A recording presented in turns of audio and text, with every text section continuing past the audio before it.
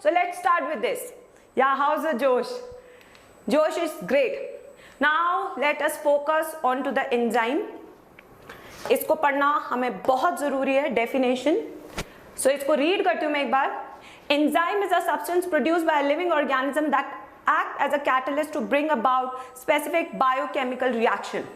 Okay, now what is this enzyme? आप लोग chemistry में कैटलिस्ट पढ़ते हैं, yes or no? केमिस्ट्री में do you study catalyst? Navjot, tell me, do you study catalyst in chemistry? What is the function of this catalyst? क्या करता है ये कैटलिस्ट? कैटलिस्ट आपके एक रिएक्शन के रेट को तेजी से बढ़ा देता है, ठीक है? वही कैटलिस्ट जब आपकी बॉडी में प्रेजेंट है तो उसको कहते हैं bio catalyst. And the name of that biocatalyst is none other than enzyme. Right guys? So enzymes increases the rate of reaction. Catalyst body से बाहर होता है, enzyme body के अंदर होता है. तो क्या सबको ये difference clear है? पहली चीज तो हमें ये difference clear होना चाहिए. What is catalyst and what is enzyme? Enzyme body के अंदर rate of reaction बढ़ाता है, राइट? एंड कैटलिस्ट बॉडी से बाहर जितने भी रिएक्शंस होते हैं उसमें रेट ऑफ रिएक्शन को इंक्रीज करता है. आशुतोष कह रहे हैं मक्खन क्लियर, तो यानी आगे चल सकते हैं. Okay, now this line is very important line. मैं इसको हाईलाइट भी करने वाली हूं. वेरी इंपॉर्टेंट, सब नोटबुक्स में लिखेंगे. All enzymes are proteins. अगर if let's say you can't see this, is this much statement true or false? It is false. Most of the enzymes are proteinaceous in nature, but we do have exceptions like ribozymes and RNAs. Ribozymes and RNAs are the RNA which act as enzymes. तो इन दोनों के कारण हमें ये कहना पड़ता है that all enzymes are not proteins. Right guys? Now I will ask you a very interesting question. Are you excited for the question? Now my question is, all proteins are enzymes. True or false? Answer me. I repeat my question. All proteins are enzymes. True or false? Bas, I just want to read that in the comment box. कितने बच्चे कह रहे हैं this is true or this is false? All proteins are enzymes. False. Exactly. Her protein enzyme नहीं होता है. कुछ protein hormone भी हो सकते हैं, कुछ प्रोटीन एंटीबॉडीज भी हो सकती है. तो अगर ये स्टेटमेंट उल्टी होके आ गई नीट में, like all proteins are enzyme, तब भी false. All enzymes are proteins, तब भी false.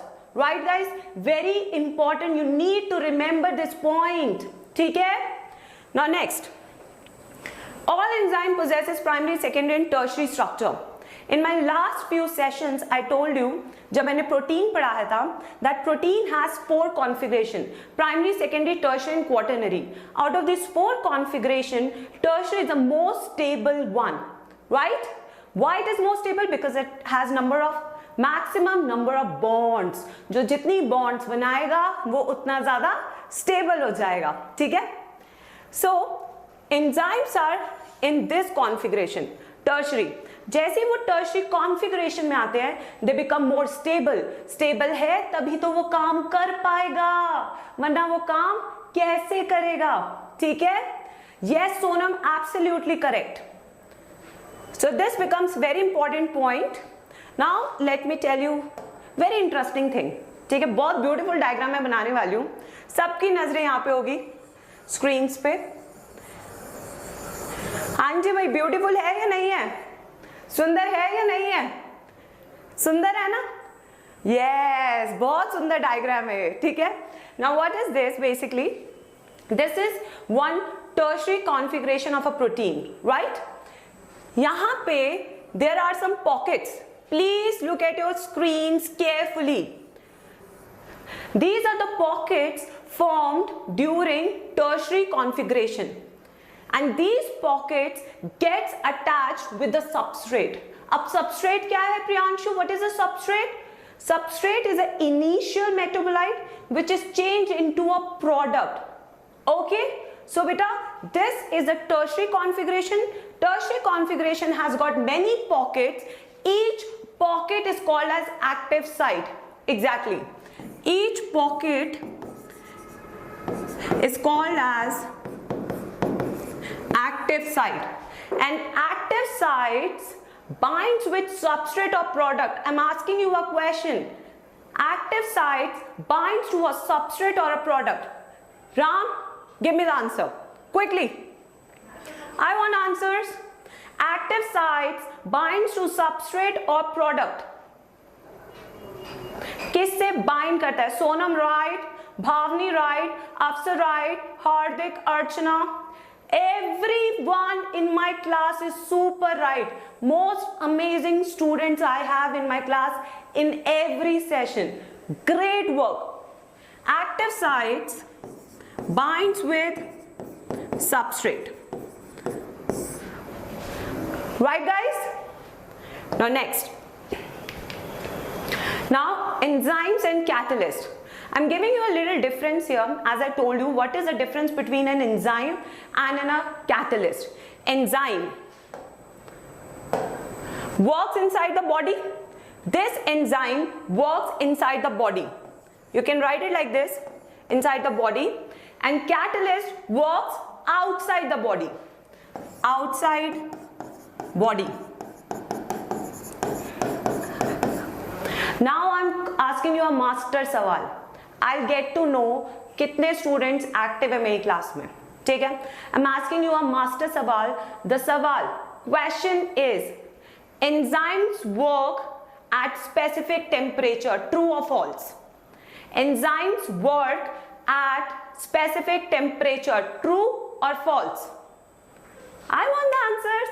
Everyone be attentive in my class. They work at specific temperature. True or false? Aha, massive response. Awesome response. सबको आता है. Absolutely correct. All enzymes work at specific temperature. But when you talk about the catalyst, they don't need specific temperature. They can work at a wide range of temperatures. तो ये हो गया difference number 2. अब आते हैं difference number 3 पे. They are extremely specific for their substrate. If I'm an enzyme, मान लो कि मैं एंजाइम हूं, मुझे सिर्फ ग्लूकोज चाहिए, सो सिर्फ ग्लूकोज बाइंड करेगा मुझसे. But if I am a catalyst, glucose भी बाइंड कर सकता है एंड फ्रक्टोज भी बाइंड कर सकता है. So which becomes more specific, enzyme or catalyst? Answer me in the comment box. Which becomes more specific, enzyme or catalyst? Answer. Enzyme. Abhishek, no. Enzyme. Absolutely stunning. Awesome response. Everyone is answering me enzyme. Absolutely correct. Okay. अब आ रहे हैं हम उस चीज के ऊपर, उस line के ऊपर. That was a question of NEET 2018. NEET 2018 यही वो लाइन थी जो क्वेश्चन बन के आई थी नीट 2018 में. तो आज पढ़ते हैं उस लाइन के बारे में. आपके चेहरे पर जो ब्लैक हेड्स, व्हाइट हेड्स और एक्सेस ऑयल जमा हो जाता है, उन सब का सोल्यूशन है ये पोर क्लीनर. इसमें मौजूद है वैक्यूम सक्शन टेक्नोलॉजी जो 2018 में. तो आज पढ़ते हैं उस लाइन के बारे में. Enzyme. Enzyme has got two parts. One is apoenzyme and other is cofactor. Apoenzyme is a protein part. Apoenzyme is a protein part. Means सिर्फ ये प्रोटीन है. Other than protein is called as cofactor. Protein plus cofactor forms holoenzyme. Forms holoenzyme. Right guys? अब इसको देखो मतलब कैसे निकालना है. नीट में कई बार भूल गए तो मतलब कैसे निकले. Is a one is ऊपर answering me enzyme. Absolutely correct. Okay. अब आ रहे हैं हम उस चीज के ऊपर, उस लाइन के ऊपर, that was a question of NEET 2018, यही वो लाइन थी जो क्वेश्चन बन के आई थी नीट 2018 में। तो आज जो पढ़ते उस लाइन के बारे में। Enzyme has got two parts. One is apoenzyme and other is cofactor. Apoenzyme is a protein part. Apoenzyme is a protein part. Means सिर्फ ये प्रोटीन है. Other than protein is called as cofactor. Protein plus cofactor forms holoenzyme. Right guys? अब इसको देखो मतलब कैसे निकालना है। नीट में कई बार भूल गए तो मतलब कैसे निकलेगा, बस ट्रिक यूज करनी है। हमेशा की हमारी ट्रिक होती है वर्ड को स्प्लिट करो and get the meaning out of it. So let's start. Holo means entire, पूरा। एंजाइम, पूरा एंजाइम कब बनेगा? जब एपोएंजाइम यानी proteinaceous part will join with the cofactor. Right guys? तो इतना सिंपल सा सवाल था नीट 2018 में, पूरे 4 नंबर आ जाते। ठीक है, तो ऐसे ही पढ़ना है हमको। Now let us see here, this is the enzyme part. Enzyme binds with substrate. Substrate क्या होगा? Specific. Now once enzyme bind with its substrate, it will produce a product. सबको समझ में आ रहा है? क्या ये मक्खन क्लियर है या नहीं? तभी मैम आगे जाएगी। मक्खन क्लियर है या नहीं? Yes or no? I'll come to that Sonam. Definitely I'll come to that. वो नेक्स्ट स्लाइड में मैं आ ही रही हूँ बेटा। इतना मक्खन क्लियर है या नहीं? तभी आगे चलेंगे हम। ओके, आगे चलते हैं। सबको क्लियर है? Sonam, I am coming to that बेटा। Okay, different type of cofactors. Absolutely, chocolate clear. Okay, cofactors बेटा, there are 3 major type of cofactors. One is prosthetic group. Now what is this prosthetic group? ये वो cofactor है जब जरूरत हो या ना हो एंजाइम को, तब भी उसके साथ हमेशा जुड़ा रहेगा। समझ में आया? समझ में आया? प्रोस्थेटिक ग्रुप वो पार्ट है एंजाइम का, चाहे वो काम करे या ना करे, तब भी हमेशा उसके साथ रहेगा। Organic compounds firmly bound to an apoenzyme, चाहे जरूरत हो या ना हो। सच्चा दोस्त हमेशा साथ रहता है। सही बात है ना भाई? सच्चे दोस्त की यही पहचान है, बुरे समय में भी साथ, अच्छे समय में भी साथ। ठीक है, so this is your prosthetic group. हमेशा जुड़ा रहेगा किसके साथ? एपोएंजाइम के साथ। Exactly. Now example, heme is a prosthetic group for peroxidase and catalase enzyme. Heme जो ग्रुप है वो कैटालेज और पेरोक्सीडेज एंजाइम के साथ हमेशा टाइटली बाउंड रहता है, चाहे एक्टिविटी हो या ना हो। अमन, ध्यान से सुनो बेटा, बहुत इजी है। प्रोस्थेटिक ग्रुप कोफैक्टर का वो हिस्सा है जो एंजाइम के साथ हमेशा जुड़ा रहेगा, चाहे एक्टिविटी हो या ना हो। Such cofactors are called as prosthetic groups. ठीक है, नेक्स्ट कोएंजाइम। सोनम आ जाओ बेटा, आपका आ गया, आपका वाला सवाल आ चुका है। देखो इधर, coenzymes are example of cofactor. Cofactor का ही एग्जाम्पल है कोएंजाइम। ये डिफरेंट कैसे प्रोस्थेटिक ग्रुप से? क्योंकि ये लूजली बाउंड होता है, यानी जरूरत के टाइम पे आ जाएंगे, अदरवाइज अपने चिल होके लाइफ में अकेले रहेंगे।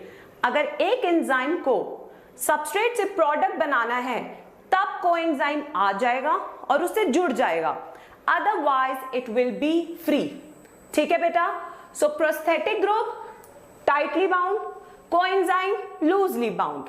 ठीक है, क्लियर है इतना? Say yes or no. I should know my students are getting this or not, तभी आगे चलेगी ma'am. Say yes. I'm waiting for a lot of yes. Full energy yes. Yes, yes, yes. और yes आ सकते हैं, I know that. और आ आ सकते हैं yes absolutely. Example पे आ जाओ आप। एग्जाम्पल बड़ा इंपॉर्टेंट है। NAD